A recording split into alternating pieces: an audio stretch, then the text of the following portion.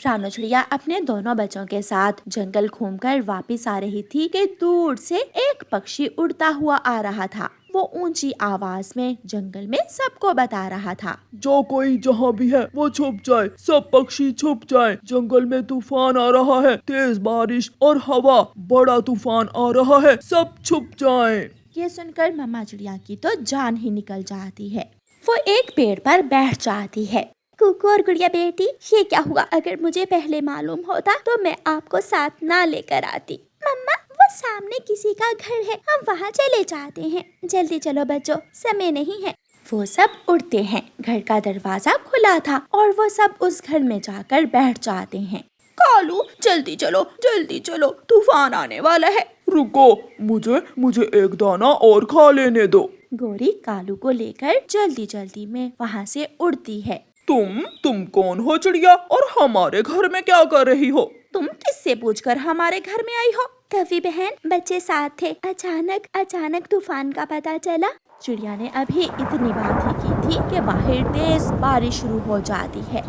मैं अपने बच्चों को लेकर यहाँ आ गई। उठो और निकलो मेरे घर से। ये घर मेरा है और मैं अपने घर में किसी को रहने की इजाजत नहीं देती। कवि बहन, कृपया करें, मैं अपने छोटे छोटे बच्चों को साथ लेकर कहाँ जाऊँगी? मेरा घर जंगल की दूसरी तरफ है और अब तो बारिश भी शुरू हो गई है। मैंने एक बार कहा ना, निकल जाओ यहाँ से। ये घर गरीबों का नहीं है, निकल जाओ मेरे घर से। गोरी कव्वी चिड़िया माँ और बच्चों को घर से निकाल देती है।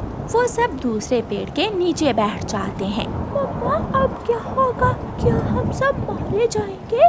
मैं हूँ ना, मम्मा है ना अपने बच्चों के साथ, कुछ नहीं होगा मेरे बच्चों को। मम्मा चिड़िया अपने बच्चों को अपने पंखों में छुपा लेती है। थोड़ी देर बाद एक इंसान लकड़हारा अपनी बैलगाड़ी लेकर जंगल में उस रास्ते से गुजरता है। लकड़हारा जंगल में लकड़ियाँ काटने आया था। बच्चों, जल्दी से उठो, हमें उस इंसान की बैलगाड़ी पर बैठना होगा। मेरे पीछे पीछे आओ। मम्मा चिड़िया अपने बच्चों को साथ लेकर इंसान की बैलगाड़ी पर बैठ जाती है। बारिश से वो सब भीग तो रहे थे, लेकिन बैलगाड़ी पर बैठना उनमें से कहीं ज्यादा आसान था। इंसान लकड़हारा अपनी बैलगाड़ी लेकर इंसानों की बस्ती में पहुंच जाता है। पास में ही एक छपरा था। उस छपरे में एक गाय खड़ी थी। रानो चिड़िया अपने बच्चों को साथ लेकर उस छपरे के नीचे जाकर बैठ जाती है और लकड़हारा इंसान बैलगाड़ी अपने आंगन में पेड़ के पास खड़ी करके घर के अंदर चला जाता है। गाय माँ, मैं यहाँ थोड़ी देर रुक सकती हूँ? हाँ, क्यों नहीं। क्या आप बारिश में फंस गई थी? मैं तो दाना लेने निकली थी, बच्चे साथ जाने की जिद करने लगे और अचानक बारिश शुरू हो गई। गाय माँ, उन कौवों ने हमें अपने घर से निकाल दिया। हाँ, जब बारिश शुरू हुई तो हम कौवों के घर चले गए, लेकिन उन कौवों ने हमें अपने घर से निकाल दिया। चिंता न करें, मेरी मालकिन बहुत दयालु है। वो मेरा दूध निकालने आने ही वाली होगी। वो आपको दाना भी देगी और आपको अपने साथ अपने घर ले जाएगी। थोड़ी देर बाद लकड़हारे की पत्नी छाता लिए उस तरफ आती है। उसके पास बाल्टी थी। वो गाय के पास आती है। अरे छोटी चिड़िया, आप तो पूरी तरह भीग चुकी हैं। ठंड लग रही होगी यहाँ बच्चों को।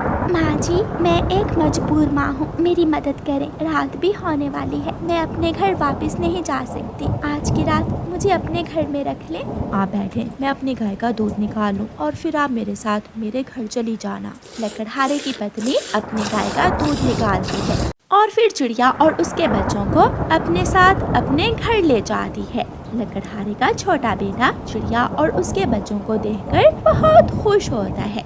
मम्मा, ये चिड़िया कहाँ से आई है? बेटा, ये चिड़िया आज की रात हमारे घर में ही रहेगी। बेचारी बारिश में फंस गई थी। लकड़हारे का बेटा रसोई में जाता है और मकई का एक भुट्टा लाकर चिड़िया और उसके बच्चों के सामने रख देता है। ले, आपको भूख लगी होगी, आप दाना खा ले। शुक्रिया दोस्त, हमें सच में बहुत भूख लगी हुई थी। लकड़हारे की पत्नी रसोई में खाना बनाने चली जाती है। लकड़हारा लेट जाता है और उसका बेटा चिड़िया और उसके बच्चों से बातें करता रहता है। क्या जंगल खूबसूरत है? हाँ, बहुत खूबसूरत। अगर आप कभी हमारे जंगल आए तो मैं आपको अपने जंगल की सैर करवाऊंगा। और वहाँ हमारा लकड़ियों से बना हुआ घर भी है। मुझे मेरा घर बहुत पसंद है। मुन्ने बेटा, खाना बन गया है, आप आकर खाना खा ले। फिर लकड़हारे का बेटा रसोई में खाना खाने चला जाता है। मामा चिड़िया खुद को सुरक्षित महसूस कर रही थी, क्योंकि वहाँ ना तो बारिश थी और ना ही तेज हवा। लकड़हारे का परिवार खाना खाता है और लकड़हारे की पत्नी चिड़िया से कहती है, चिड़िया रानी अपने बच्चों को लेकर आप वहाँ बैठ जाएं, वहाँ दानों की बोरी के ऊपर। चिड़िया अपने बच्चों को लेकर दानों की बोरी के ऊपर बैठ जाती है। वो जगह नरम थी। बच्चे तो अपनी मम्मा के साथ लगकर सो जाते हैं। लकड़हारे का बेटा भी सो गया था। सारी रात बारिश होती है और फिर सुबह बारिश थम जाती है। माँ जी, अब हमें जाना होगा, बारिश थम गई है। आपका बहुत बहुत शुक्रिया हमें रात को आश्रय देने के लिए। चिड़िया रानी, मुझे आपसे मिलकर बहुत अच्छा लगा। क्या आप मुझसे दोबारा मिलने आओगी? हाँ, हम सब जरूर आएंगे। अपना ख्याल रखना चिड़िया। फिर चिड़िया रानी वहाँ से उड़ती है और छपरे के नीचे गाय के पास जाती है। गाय माँ, मेरी मुश्किल आसान हो गई, बारिश की रात कट गई। अब मैं वापस जंगल जा रही हूँ। जंगल में झरने के पास मेरी माँ का घर है। चिड़िया रानी, जब आप जंगल जाना तो मेरी माँ से कहना कि आपकी बेटी आपसे मिलना चाहती है। हाँ, मैं बता दूंगी। अब मुझे जाना होगा। मम्मा चिड़िया अपने बच्चों को साथ लेकर जंगल वापस चली जाती है और वो सब सुरक्षित अपने घर पहुँच जाते हैं। बच्चे अपने घोंसले में बैठकर बहुत खुश थे और मम्मा चिड़िया घर की चीजें ठीक करने लगती है। बच्चों, कल की बारिश से आपने क्या सीखा है? मम्मा, शेखे हमें मुश्किल में हमेशा दूसरों की मदद करनी चाहिए, क्योंकि एक दूसरे की मदद करने से मुश्किल आसान हो जाती है। और ना कि उन कौवों की तरह जो किसी को मुश्किल और मुसीबत में देखकर खुश होते हैं। शायद उन कौवों को ये नहीं मालूम कि अगर हमें आज उनकी जरूरत थी तो क्या पता कल उन कौवों को हमारी जरूरत पड़ जाए। शाबाश मेरे बच्चों, और आपने हमेशा लकड़हारे के परिवार की तरह दूसरों की मदद करनी है, ना कि उन कौवों की तरह खुद गर्ज बनना। एक समय की बात है, एक सुंदर और हरा भरा गांव था जिसका नाम हरियालीपुर था। इस गांव में हर तरह के जीव जंतु और पक्षी रहते थे। गांव के आसपास एक विशाल जंगल था जहां हरियाली और फूलों की बहार थी। गांव के बीचों बीच एक बड़ा तालाब था जो बारिश के पानी से भर जाता था। तालाब का पानी हमेशा साफ और ठंडा रहता था और गांव के सभी जानवर और पक्षी वहां पानी पीने आते थे। गांव में सबसे खूबसूरत और प्यारी चिड़िया थी जिसका नाम लाडो चिड़िया था। लाडो चिड़िया के पंख नीले थे और उसकी आवाज बेहद मधुर थी। हर सुबह जब सूरज की किरणें गांव में बिखरती थीं, लाडो चिड़िया अपने गाने से सबका दिल जीत लेती थी। उसका गाना सुनकर सभी जीव जंतु और लोग खुशी से झूम उठते थे। लेकिन हरियालीपुर में एक काला साया हमेशा छाया रहता था। उसका नाम कालू कौवा था। कालू कौवा बहुत चालाक और कपटी था। वो हमेशा लाडो चिड़िया से जलता था क्योंकि उसे पता था कि उसकी सुंदरता और गाना सबको पसंद है। कालू कौवा हमेशा किसी न किसी तरह से रानो चिड़िया को परेशान करने की योजना बनाता था। एक दिन आसमान में काले बादल छाने लगे। लाडो चिड़िया ने जंगल में उड़ान भरी और बादलों के बीच जाकर खेलना शुरू कर दिया। उसने अपने दोस्तों जैसे कि तोता, चिड़िया और कबूतर को बुलाया और सब ने मिलकर बारिश के पानी में नहाने का फैसला किया। लेकिन कालू कौवा इस मौके को चूकना नहीं चाहता था। उसने सोचा, अगर मैं लाडो चिड़िया को परेशान कर दूं, तो सबका ध्यान मुझ पर आ जाएगा। हाँ, ये सही रहेगा।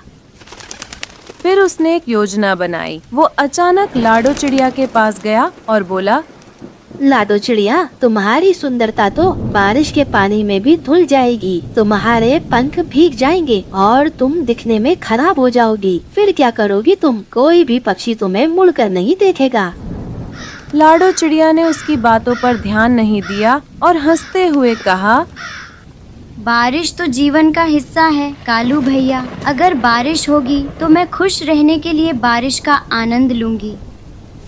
लेकिन कालू कौवा ने हार नहीं मानी। उसने बारिश के पानी में एक काला पत्थर डाल दिया जो पानी में डूब गया। जब लाडो चिड़िया ने पानी में उड़ान भरी तो उसकी नजर उस पत्थर पर पड़ी। उसने सोचा कि यह कोई खास चीज है और उसे निकालने के लिए पानी में उतर गई। जैसे ही लाडो चिड़िया ने पानी में उतरने की कोशिश की, कालू कौवा ने उसे डराने के लिए जोर जोर से कांव कांव करना शुरू कर दिया। ओहो, लाडो चिड़िया, तुम इस गंदे पानी में क्यों गई हो? तुम्हारे पंख तो अब खराब हो जाएंगे। अब तुम्हारी खूबसूरती बेकार हो जाएगी। अब तुम क्या करोगी लाडो चिड़िया?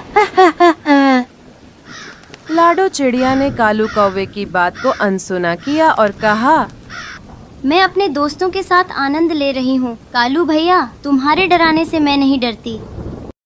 कुछ दिनों बाद फिर से बारिश होने लगी। इस बार कालू कौवे ने एक और योजना बनाई। उसने सोचा, मैं बारिश का पानी रोक दूंगा और फिर सबको परेशान करूंगा। हाँ, यही सही रहेगा। मैं लाडो चिड़िया की सारी खुशियाँ छीन लूंगा, उसे खुश रहने नहीं दूंगा। फिर उसने बादलों के पास उड़ान भरी और उन्हें डराने लगा। सुनो बादल, किसी को भी बारिश नहीं करनी चाहिए इस जंगल में। अगर तुम बारिश करोगे तो मैं तुम्हें काला कर दूंगा, समझे तुम? इसलिए अपना बरसात का पानी कहीं और जाकर बरसाओ। कालू कौवे की बात सुनकर बादल डर गए और उन्होंने बारिश करना बंद कर दिया। गांव में सूखा पड़ गया। सभी जानवर और पक्षी परेशान हो गए। लाडो चिड़िया ने देखा कि सब उदास हैं। उसने तय किया कि उसे कुछ करना होगा। लाडो चिड़िया ने अपने दोस्तों के साथ एक सभा बुलाई। उसने कहा, हमें कालू कौवे का सामना करना होगा। अगर हम सब मिलकर काम करें तो हम उसे हरा सकते हैं और फिर से इस जंगल में बारिश होने लगेगी।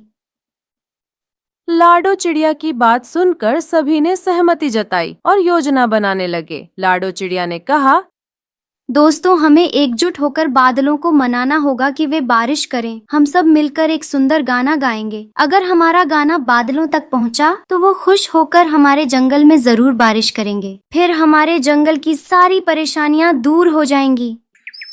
सभी जानवर और पक्षी तालाब के पास इकट्ठा हुए और गाना शुरू किया। लाडो चिड़िया ने अपनी मधुर आवाज में गाना गाया और बाकी ने उसका साथ दिया। उनका गाना इतना प्यारा था कि वो आसमान में जाकर बादलों तक पहुंच गया। बादल ने सुना और खुश हो गए। उन्होंने सोचा, सुनो साथियों, इनकी खुशी में ही हमारी खुशी है, इसलिए हमें बारिश कर देनी चाहिए जिससे इनकी परेशानी दूर हो जाए।